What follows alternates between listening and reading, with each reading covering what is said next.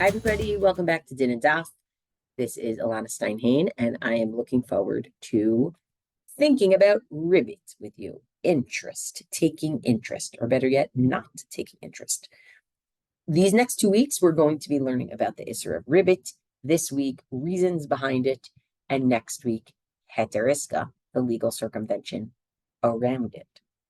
So, what's so strange about ribit? You saw it in a Mishnah that's not in this week's daf, but it is cited within this week's daf, right? So on Bava Metzia Samach Bet and Aleph, the Gemara quoted a Mishnah that is on Bava Metzia Ayin Hey Amud Bet that says Ve'elu Ovrim Below Taseh. These are the ones who violate a negative commandment through the taking / giving / overseeing the taking or giving of ribit. Hamalve, v'halove, ha'arev, v'ha'id. Right? The lender, the borrower, the guarantor, the witnesses. So, in short, everybody. The one that really surprises me, or I guess the two that really surprise me, but they're sort of of a piece, is why is the lo v'chayev or the lo v'chayevet? What do you mean? The borrower just decided they want to say thank you. Thank you for lending me $1,000. I'm going to give you $1,100 back. Sweeten the deal. Why can't I do that? Right? Same thing for the guarantor. Why can't I do that? So I want to think about that with you. Like, what is the issue behind ribit that seems like it's not just about this malve taking advantage of this love, because we don't even allow this love to volunteer to give ribit if they want, right? Now, this is different. Remember, ona'at mammon, when we learned about ona'at mammon, we said the buyer and the seller can both be chayiv and ona'at mammon. But in that case, the seller was chayiv and ona'at mammon by overcharging, and the buyer was chayiv and ona'at mammon by underpay, right? So there it was to the advantage of the, right? It was to the advantage of the buyer. Here's that's the advantage of the loan. They're doing something nice for Mama who gave him something, right? So let's start by looking at the psukim before I want to get to 3 different reads of the reason behind this, but I want to start by looking at the psukim. I'm going to look for sharing my screen. Okay. So we have our citation. Oh. So Shmod Kafbet Kafdalit. Im Kesef Talvet Ami, which Chazal im here interpret as when. Right? So when you lend money to my nation, or psha seems to be if you lend money to my nation. Interesting, God calling us God's nation in this context. Et ha'animach, to the poor that are among you. Lo tia lo kinoshe. Don't act to them like a creditor, right?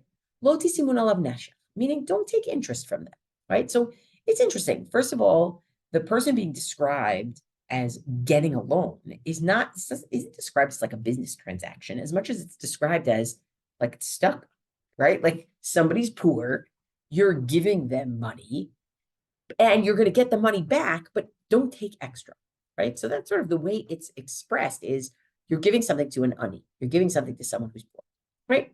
Now let's move to Vayikra Cafe, Azan's Bar Mitzvah Parsha, Bahar. Vayikra Cafe, Lamed Hey Lamed Vav. V'chi yamuch achicha,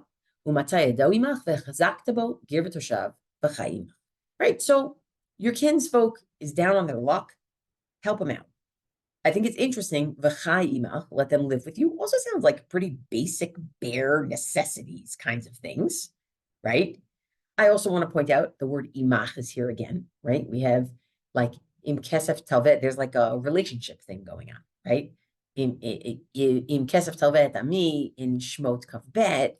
When you lend to my nation, etani imach, the one who's poor, who's with you, right? And here it's you're going to share with this person, and v'chai imach, you're going to let them live with you. And even the next pasuk, al tikach meito neshech v'tarbit, don't take interest, v'yaretim elokecha, fear God, v'chei achicha imach, they should live with you, right? So it's interesting, this sort of relationship build. And certainly, again, it's describing this person as falling on hard times. It's not describing this person as like, a futures trader, which, by the way, I don't know what those words mean, but I know that they mean something to people listening here.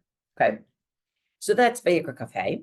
And also Chicha and Gerentoshav and Ami. all these different pieces between Shmo Kaf Pen and Vayikra Kaf Hey of kind of identity, belonging, that kind of thing. Dvarim Kaf Gimel gives us another Psukim Kaf to Kaf Aleph. Lo tashich la'achicha, right? You should not. Now, literally, Pshat, we're going to read it as don't take interest from your brother, right? But to be honest, it's weird language. It should be lo tashich me'achicha. Don't take from. So lo tashich la'achicha, Chazal are going to learn that it means the lova is not allowed to give interest to the mom, right?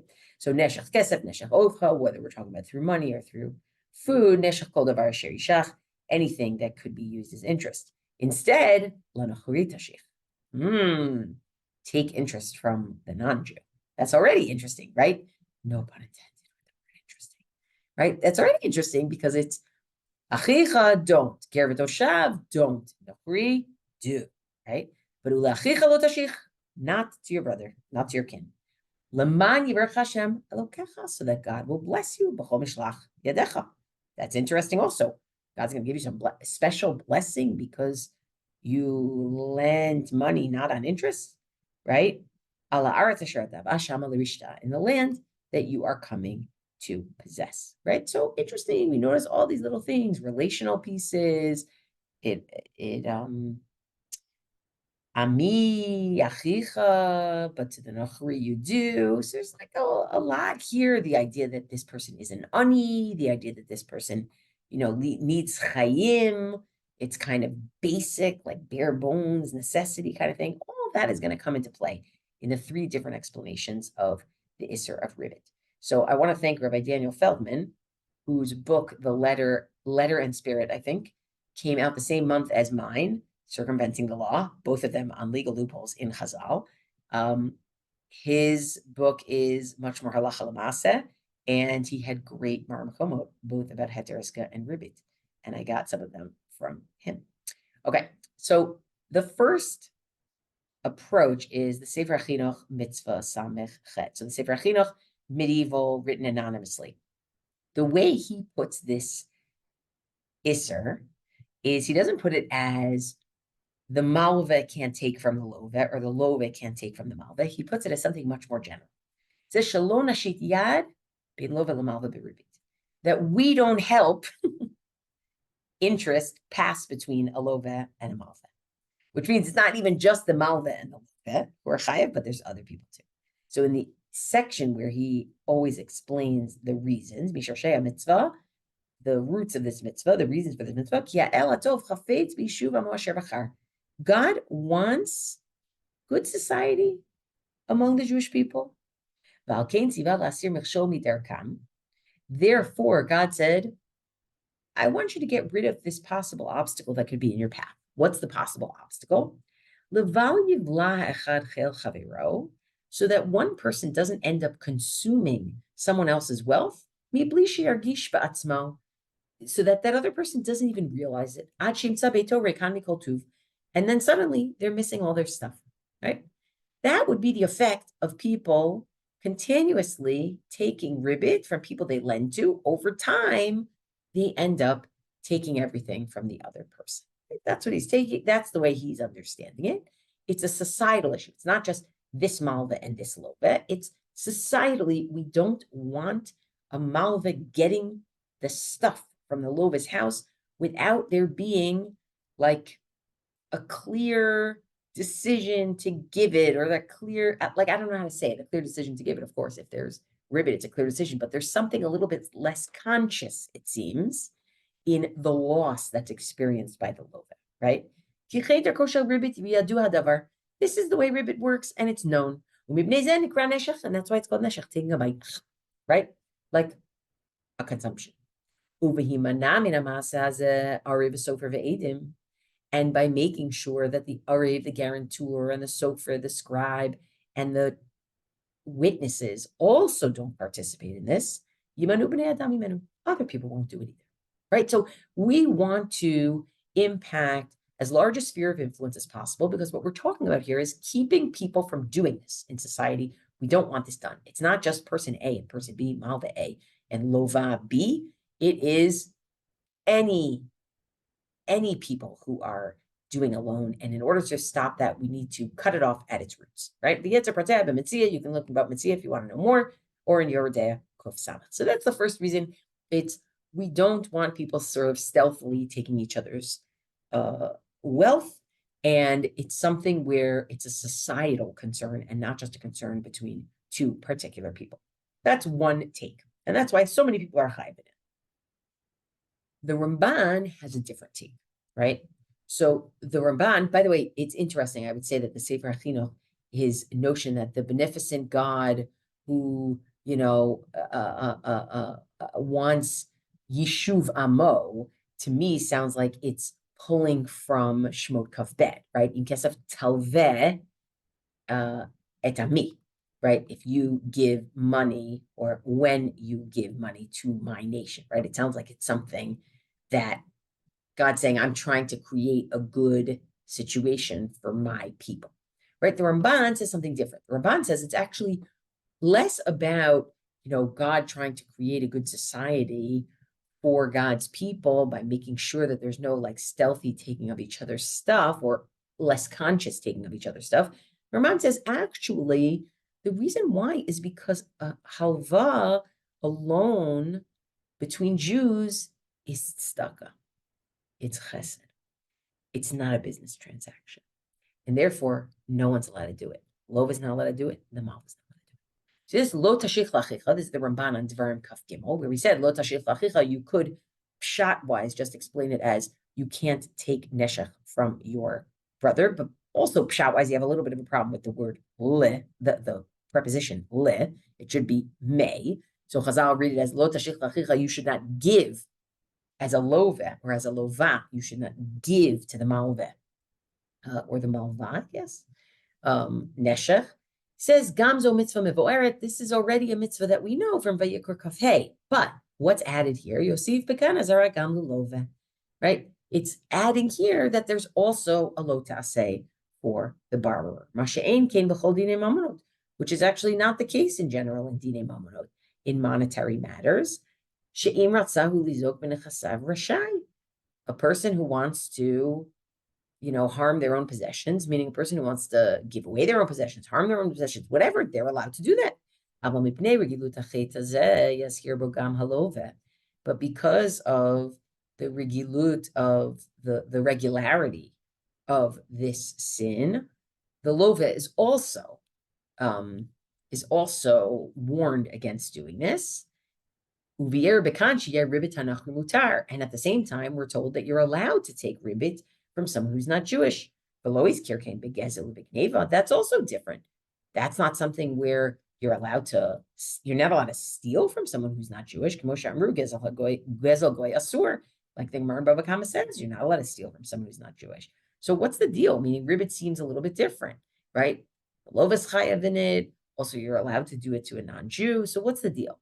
So we say, well, ribit well, here's why. Because ribit, which is something that's done through the agreement of both parties, right? It's only not allowed because they're your kin, right?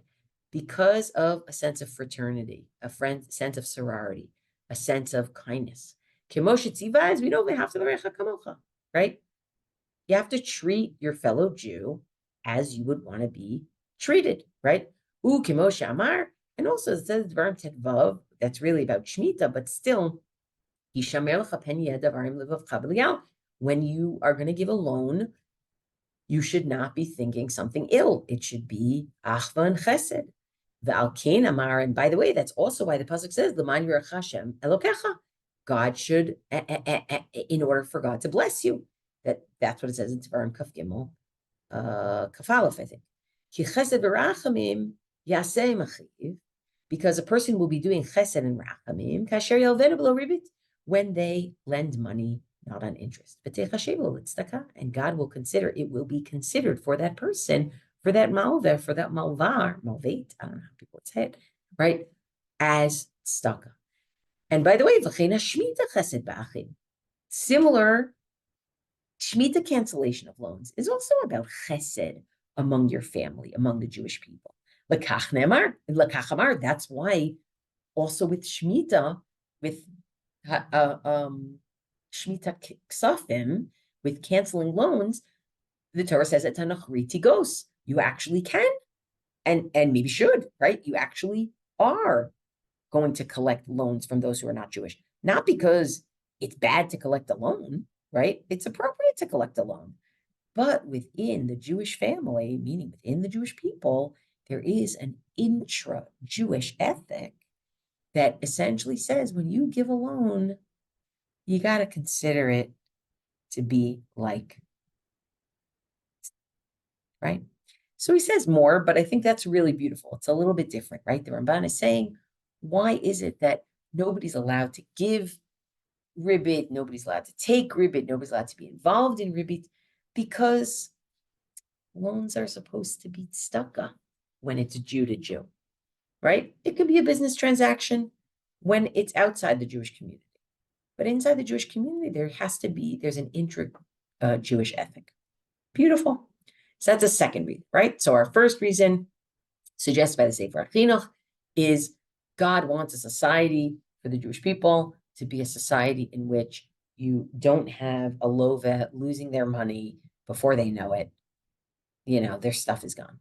The Ramban, because halva, giving a loan, is actually considered like a chesed, is considered like a tzedakah, and therefore ribit should have no place in it. A third, and this is somebody I never knew of, and I was so happy to learn of him, Rav Alter Azriel Meir Eger, who was the Grand Rebbe of Lublin.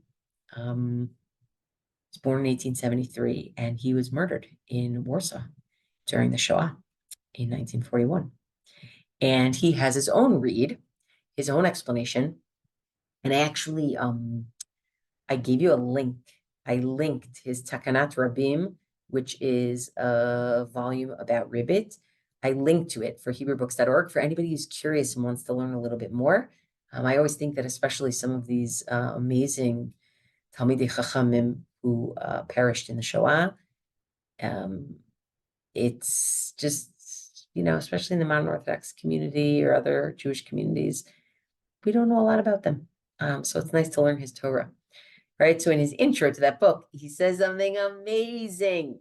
So if you've ever been to a funeral, you know that we read Tehillim Tedvav. And in Tehillim Tedvav, we talk about who is the person who is deserving before Hashem, right? And one thing we say is a person who didn't give their money in neshech, they didn't give their money with interest, and they never took shocha, they never took a bribe. So the Rav Alter Eger, and I'm not sure if that's the right way to refer to him, but I think that is the right way to refer to him, because he has a lot of names going on. I don't want to be disrespectful or anything. Says, oh, isn't it interesting? There's a Gemara that I don't think you learned yet, because I think it's on Ayin Bet. I think it's on Ayin Bet. There's a Gemara, Umashinakaratana alav onazesmut inayim or inahem. There is a mention of being blinded in the case of ribit, and we'll explain what that means. Actually, I'm going to skip that. Just go down to Tanya. It's a little bit easier to just go for that. So the second line, Tanya. Rabbi Shimon ben Elazar Omer, Ol mi sheyesh lo ma'ot. Rabbi Shimon ben Elazar says, anybody who has money, umalvesh shelo beribit, and lends that money not with interest, alav akatuv, meaning not with interest to a fellow Jew, alav akatuv omer, that's the person about whom that parak in Tehillim, parak Tedvav Tehillim that we say at funerals, kaspo lo natan beneshech, they never gave their money in neshech, and it sounds like he should have stopped there, but he quotes the whole pasuk, v'shochad al naki lo lakach, and a bribe against an innocent person they never took. Ose'ela lo yimot le'olam, and the pasuk, one who does these things will not ever falter. And the Gemara there says, right? Teaches you that somebody who does lend on interest can yimot, right? And here, lo yimot l'olam is like, will not falter, but here it's like your bank account won't falter. So here, anybody who is malva beribit, their bank account does falter. And then the Gemara continues there and has a conversation about it. But point is here's what he says. Yesh lahavin lefi hasiyum halamazta. What that teaches you, right?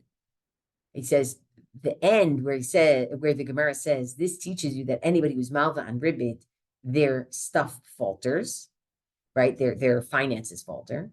It says lama mevi kol pasuk v'shochad al naki. Why did we bring the end of the pasuk in Tehillim Tetvav of about taking a bribe? You should have just said anybody who's malva on ribit and takes shochad, right? It says v'nira debalo marbazen. I think that what he's trying to say by including the pasuk milvad chomer iser ribit mitzad smo hamerubeh belavin hamforshim b'torah v'nizkarim b'mishnah perik hey mishnah yud aleph. Aside from the severity of the prohibition of ribit in its own right, which has so many lavim, which is also in that original Mishnah that we were quoting from before that you're going to see on Ayin Hey Amud Ben, right? That are said in the Torah and they're listed in that Mishnah, Bava Metzia 5:11, right? Like chapter 5, Mishnah 11. Yesh bo gam smiut einayim. I don't know if it's samiut or smiut. I feel like samiut. I don't know. Yesh bo gam samiut einayim kilokech shochad. Ribit also entails blinding a person, metaphorically speaking, the same way taking interest does. Taking a bribe does. Sorry, I really ruined it. Let's try that again. Ribit entails a certain amount of blinding of people, the same way taking a bribe does. Shenamar, as it says, Shenamarbo, as it says regarding ribit, ki shochad yaver einei chachamim, right? Shochad, bribery, will blind the eyes of the wise. Tilazeh gam dinam shaveh. That's why these two are similar to each other. Shochad and ribit both cause a change in how and what somebody sees, right? What do we mean? Ribit over hanotin v'hamakabel v'chein b'shochad. He says, well, first of all, by the way, their din is actually really the same, right? Dinam shavet. Their din is really the same. When it comes to interest, the giver and the one who accepts it, both chayav. Same thing about bribery. And then he has a nice long parentheses, right? But he says more after the parentheses. V'chein yesh ribit dvarim v'shochad dvarim. And by the way, similarly, you can have ribit that is not just related to money, just like you can have shochad that's not just related to money, right? And that's why they're in the same pasuk, right? Now, let's just think for a second. What do we mean by this, right? What do we mean by this? That you, like, a person's vision may be distorted by, that a person's vision may be distorted through ribit. Well, let's put it this way. I'm walking around Ms. Moneybags, and somebody comes up to me and says, can you lend me money? Fellow Jew. And I say, sure. Somebody else comes up to me, another fellow Jew, can you lend me money? I say, oh, I just promised that other person. And they say, well, I'll give you interest. So now I'm looking at one of my fellow Jews as a little more of a lucrative prospect, right? So the way that Rav Alter Eiger wants to look at this, Rav Alter Eiger wants to look at this, is he wants to look at this as, here's the problem with ribit. The problem with ribit is that it creates preferential treatment. When really, as we saw from the psukim, the purpose of giving a loan in the Torah is to help someone who's poor. And we don't want to create incentives to skip over this poor person because that other poor person is going to scrounge up enough money to give you ribit. And that is the reason why the lova also is not allowed to participate in giving ribit. We don't want to create any sort of preferential treatment.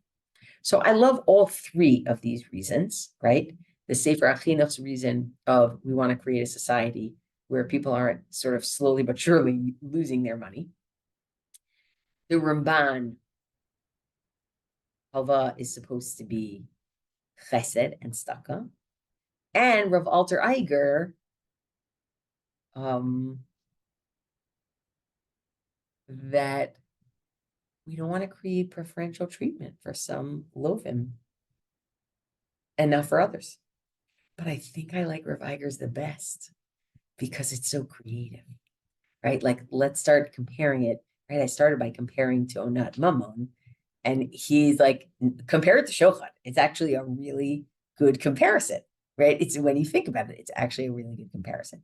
So I hope that that gives you a little bit of like like a deeper grounding. Of course, we don't know what the reason is for the Isser of ribit, right? We can speculate, but I think the speculation is actually quite interesting, and you can see how it connects back to the relationships in the psukim.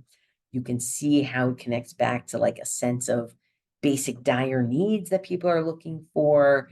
You can see how it relates back to sort of the kind of preferential treatment that a Jew would get over somebody who's outside of the community, right? There's, really tzedakah is kind of surrounding all of this, right? We kind of have to change the way that we think about a loan because it's really tzedakah, right? Think about like student loans, right? It's really tzedakah. That's what it's supposed to be.